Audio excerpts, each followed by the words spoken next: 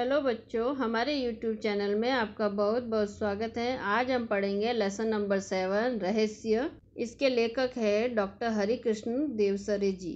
इनका जन्म 1940 नागौर मध्य प्रदेश में हुआ। इनकी मृत्यु 14 नवंबर 2013 में हुई। इनकी रचनाएं थी संपूर्ण बाल विज्ञान कथाएं।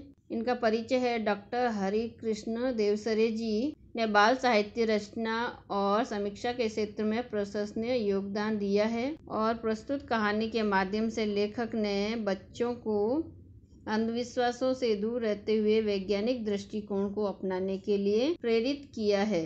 कहानी है, अंधेरी रात थी, चारों ओर सन्नाटा था। सन्नाटा मीन्स शांति। हाथ फैलाए न सूझता था। कभी कभी कुत्तों के भौंकने की आवाज़ें सुनाई पड़ती थी। आधी रात बीत चुकी थी। मामा जी के घर से कुछ ही दूरी पर सामने हवेली थी। हवेली में उजाला था। आर्यन खेतों को सरपट पार करता हुआ उस ओर अकेले बढ़ रहा था। सरपट मीन्स तेजी से। उस हवेली में आधी रात के बाद कल भी ऐसा ही उजाला देखा था। मामा जी ने पहले ही आर्यन से कह दिया था, उधर हवेली की ओर जाने की जरूरत नहीं है, वह भूतों का डेरा है। आर्यन मन ही मन मुस्कुराने लगा। वह जानता था कि भूत वूत कुछ नहीं होते, यह कपोल कल्पना है। कक्षा में विज्ञान के शिक्षक ने वैज्ञानिक दृष्टिकोण अच्छी तरह से समझाया था। रहस्य का पता लगाने के लिए उसने मन में ठान लिया। मामा जी ने कहा था, इस हवेली में पिछले 10-15 सालों से कोई नहीं रहता। पहले उसमें एक जमींदार का परिवार रहता था। अब जमींदार का परिवार खत्म हो गया है। खत्म मीन्स समाप्त हो गया। जो जमींदार थे उसका पूरा परिवार समाप्त हो गया। उस तरफ कोई आता जाता नहीं। एक बार घिसू उधर गया था। बेचारे का बुरा हाल था। 3 महीने तक खाट पकड़े रहा। खाट पकड़ना मीन्स बीमार हो गया। वो डर के मारे बीमार हो गया था। आर्यन करवटें बदलता रहा। करवटें बदलना मीन्स होता है बेचैन होना। उसे देखने की उत्सुकता थी कि उधर है क्या। आधी रात को उठकर छत से उसने हवेली की ओर देखा। वहाँ रोशनी थी। गर्मी की छुट्टियां बिताने के लिए वह मामा जी के घर आया था। यह एक समृद्ध गांव है। समृद्ध मीन्स धनवान। मामा जी के पास एक विदेशी डिजिटल कैमरा भी था। यह बात आर्यन को मालूम थी। मामा जी की एक लड़की थी, उसका नाम था कनिष्का। आर्यन ने कनिष्का से कुछ सलाह मशवरा किया। दोनों ने आपस में परामर्श किया। दोनों बहादुर थे। अगला कदम उठाने के लिए उन्होंने कमर कस ली, दृढ़ संकल्प कर लिया। अगली सुबह उसने मामा जी से कैमरा मांग लिया। मामा जी को साथ बिठाकर मामी जी का फोटो लिया। फिर मामा मामी और कनिष्का के भी फोटो खींचे। कनिष्का ने मामा मामी के साथ आर्यन के भी फोटो खींचे। मामा मामी जी बहुत खुश थे। मामा जी ने कैमरे की तारीफ के पुल बांधते हुए कहा। तारीफ के पुल बांधना मीन्स प्रशंसा करना। रात में मामूली रोशनी में बिना फ्लैश गन के भी यह तस्वीर खींच लेता है। कमाल का लेंस है इसमें। आर्यन ने कैमरा अपने पास रख लिया। कैमरा पाकर आर्यन और कनिष्का बहुत प्रसन्न थे। वे दोनों रात होने का इंतजार करने लगे। रहस्य का पता लगाने के लिए यह अच्छा अवसर था। अंधेरा होते ही दोनों घर से निकल पड़े। हवेली सामने थी। अंदर से हंसी और कहकहाव की आवाज़ सुनाई पड़ रही थी। आर्यन और कनिष्का ने पहले चारों ओर ध्यान से देखी। कहीं कोई खतरा तो नहीं। वे दबे पांव हवेली में चले गए। दबे पांव मीन्स आराम से, धीरे से। बीचों बीच एक बड़ा कमरा था।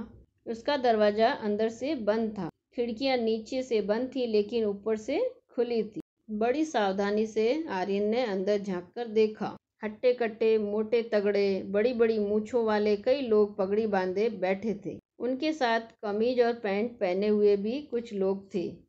उनकी आंखों से आग बरस रही थी। आंखें लाल लाल थी। सबके चेहरे डरावने थे। उस समय वे खाने में मस्त थे। कोई हड्डी चबा रहा था तो कोई रोटियां तोड़ तोड़ कर मुंह में डाल रहा था। आर्यन ने उन्हें ध्यान से देखा। उनके गले में कारतूसों की पेटी लटक रही थी। कारतूस मीन्स बंदूक की गोलियां। बंदूकें और तलवारें भी रखी थी। कुछ लोग लुढ़के हुए पड़े थे मीन्स सोए हुए थे। आर्यन ने इशारा किया। कनिष्का ने बड़ी सावधानी से कैमरा निकाला। गैस बत्तियों की रोशनी इतनी तेज थी कि बड़ी आसानी से फोटो लिया जा सकता था। बस उसने फटाफट कई फोटो खींचे और वे घर की ओर चल पड़े। अगले दिन सवेरे सवेरे आर्यन साइकिल उठाई और नारायणपुर की ओर चल पड़ा। वहाँ फोटोग्राफर की एक दुकान थी। सभी फोटो तैयार कराकर शाम को वह लौट आया। कनिष्का ने पिताजी से कहा, आप कहते हैं भूतों के पैर उल्टे होते हैं, उनकी छाया नहीं होती, उनके फोटो भी नहीं ले सकते। लेकिन कल हम भूतों के डेरे पर गए थे, वहाँ कुछ फोटो लिए, जरा देखिए तो। उन्होंने फोटो पिताजी को दे दिए। वे परेशान हो उठे। उन्हें ऐसा खतरनाक काम पसंद न था। पिताजी को ऐसे काम पसंद नहीं थे। फोटो देखकर उनकी आंखें खुली की खुली रह गई। मीन्स चकित हो गए। बोले, तो क्या भूत इंसानों जैसे होते हैं? इंसानों जैसे नहीं, इंसान ही भूत हैं। देखिए ना, इनके पैर सीधे हैं, इनकी छाया भी है और इनका फोटो भी आ गया है। असल में भूत वूत की अफवाह है। अफवाह मीन्स उड़ती खबरें। कोई हवेली की तरफ न जाए, उनका रहस्य न खुले, इसीलिए उन्होंने भूत होने की अफवाह फैला रखी है। यदि लोगों का आना जाना रहेगा तो वहाँ अपना कार्य क्रियाकलाप कैसे करेंगे? फिर कुछ रुक कर बोला, आप मेरे साथ थाने चलेंगे? मुझे इस मामले में बहुत गड़बड़ी लगती है, आर्यन ने कहा। थानेदार ने फोटो देखते ही कहा, इन डाकुओं के गिरोह ने कई वर्षों से बहुत ही उत्पात मचा रखा है। उत्पात मीन्स होता है उपद्रव, डकैती, राहजनी इनका पेशा है। डकैती मीन्स होता है लूटपाट और राहजनी मीन्स रास्ते में कहीं भी लूटपाट कर लेते थे वह। पुलिस भी इनसे बहुत परेशान थी। कई वर्षों से इनकी तलाश की जा रही थी। इनको पकड़ने के लिए पुलिस ने अपना खून पसीना एक कर दिया था। खून पसीना एक करना मीन्स कड़ी मेहनत करना।